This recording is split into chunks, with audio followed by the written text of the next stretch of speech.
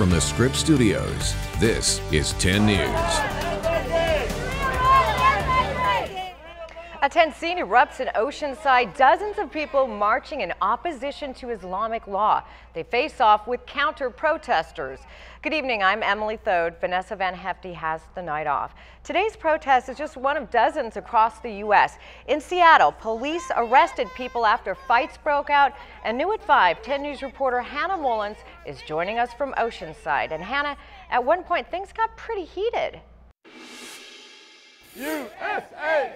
USA! This group took a stand against strict Islamic law. To protect our Constitution and ensure that it stays here. We are tolerant, but I'm not tolerant to people who will hurt people for their beliefs. Linda Reedy talked about a culture of rape and murder. They commit female genital mutilation.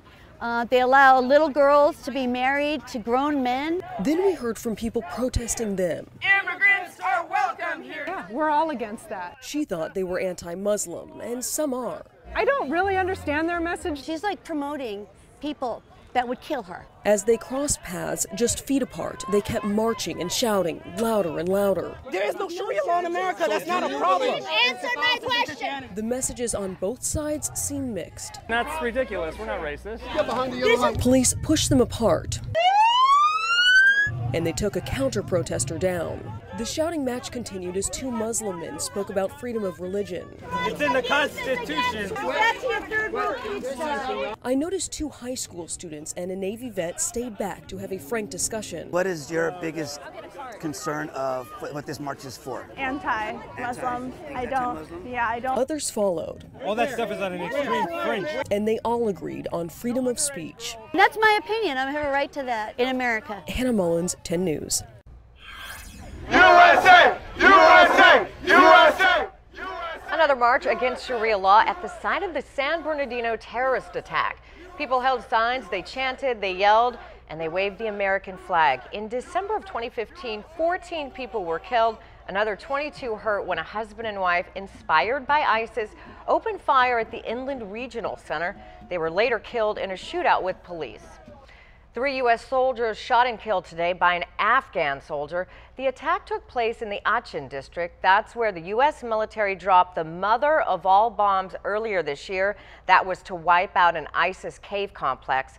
The Taliban is claiming responsibility for today's attack. The Afghan soldier was also killed. And Attorney Jeff Sessions getting ready to appear before the Senate Intelligence Committee. Tuesday, he's going to answer accusations from former FBI Director James Comey. Comey testified Sessions may have had a third unreported meeting with a Russian ambassador. Sessions has recused himself from the investigation into Russian meddling in the 2016 election. And back here at home, new information is emerging about a fire in the East Village that forced several people out of their homes. It happened at the crack of dawn.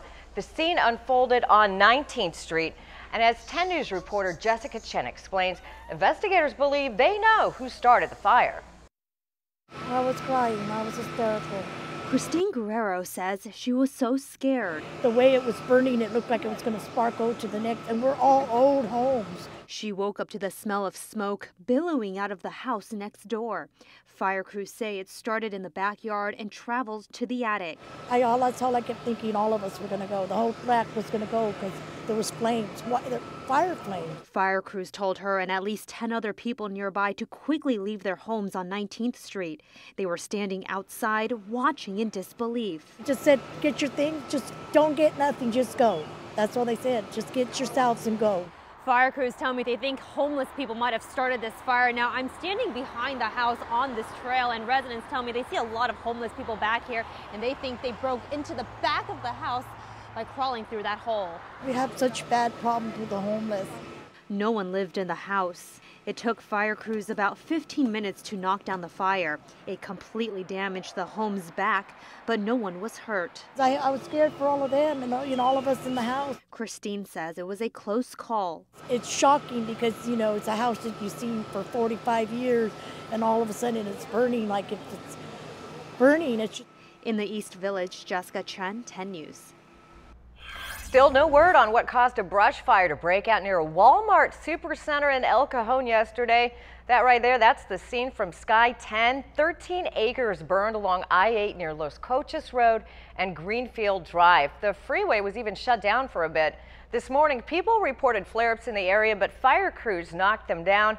The fire is fully contained, and firefighters are still working to figure out how it started.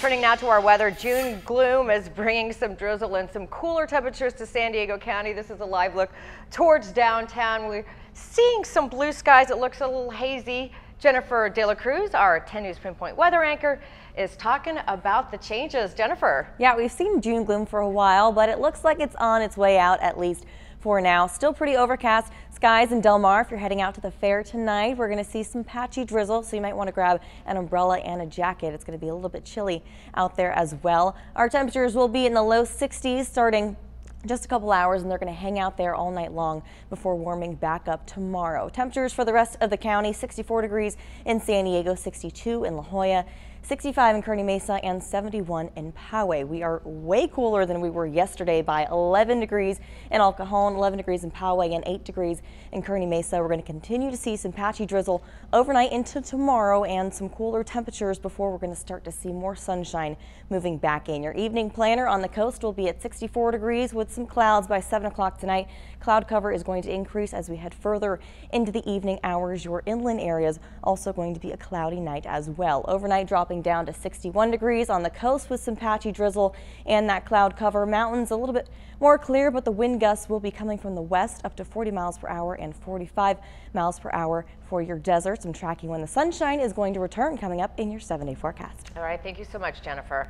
A cruise ship passenger had to be rescued by the Coast Guard. That person was having breathing problems. That's video right there we got from the Coast Guard, video of the rescue. The call came in around 10 o'clock last night from the Carnival Miracle. It was just 56 miles southwest of San Diego. The woman was airlifted to an ambulance on shore. She was taken to UC San Diego Medical Center. We don't have any word on her condition. Part of our coastline inundated by sewage spills. Well, today it got a lot cleaner thanks to a group of volunteers. 10 News reporter Laura Acevedo is joining us from Imperial Beach with the cleanup effort. Laura? Emily, the cleanup ended a little over an hour ago, and people were walking up and down this beach wearing gloves and collecting trash in these recyclable bags, they say, to make their beaches a little bit more cleaner. Now, the event was actually sponsored by a Costa Rican-based beer company. They pride themselves in water conservation. Today, the cleanup was used to announce a partnership with the Surfrider Foundation. The foundation works to eliminate trash and sewage from the Tijuana River Valley. The beer company is donating money to the foundation, and that money is going to be used to hire a coordinator to stay on top of the border sewage issue, both here and south of the border. Volunteers worked up and down the Imperial Beach coastline and picked up anything that didn't belong in the sand. Really, it's a lot of things you wouldn't normally think about. Our most common items we see on the beach are like plastic utensils, straws, water bottles. So they're looking for anything that shouldn't be there. And although the cleanup is over, the organizers tell me they hope that this cleanup is an example for others, that when they come to visit these beaches, they shouldn't leave their trash on the sand. Reporting live in Imperial Beach, Laura Acevedo, 10 News. Thank you, Laura.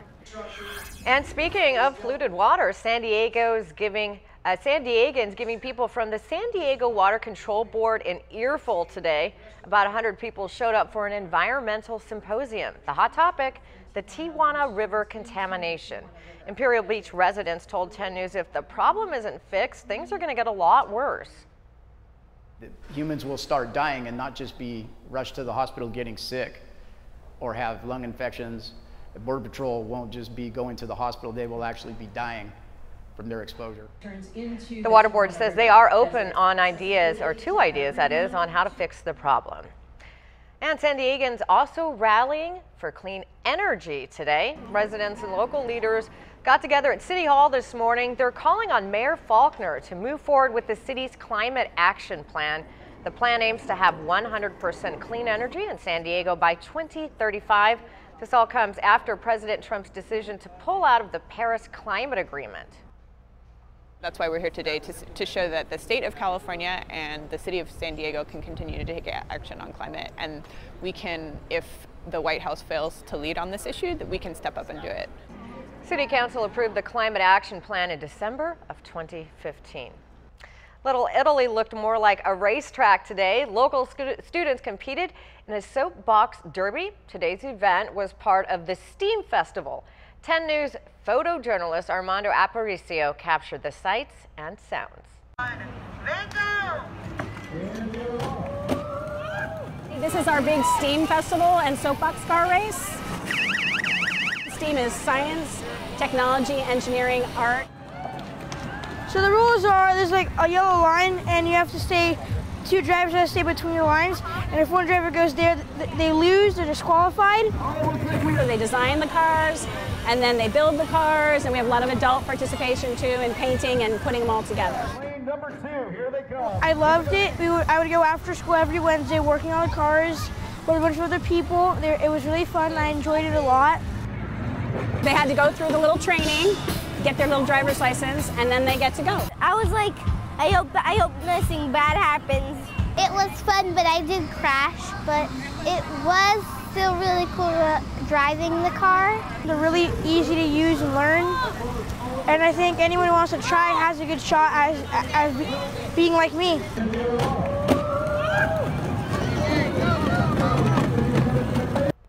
Today's event was part of a fundraising effort to raise $40,000 for Washington Elementary Schools' STEAM-related activities for next school year.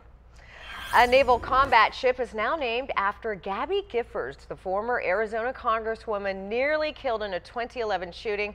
The USS Gabrielle Giffords was commissioned today in Galveston, Texas.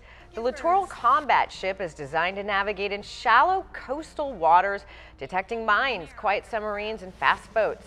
It will be home ported in San Diego. Caught on video the moment a serial killer was arrested after police found a woman he kept chained up in a shipping container on his property. Coming up, the chilling confession also released with that video. And why a flock of geese at Disneyland prompted a huge response by police and firefighters. 10 News is back in just 2 minutes.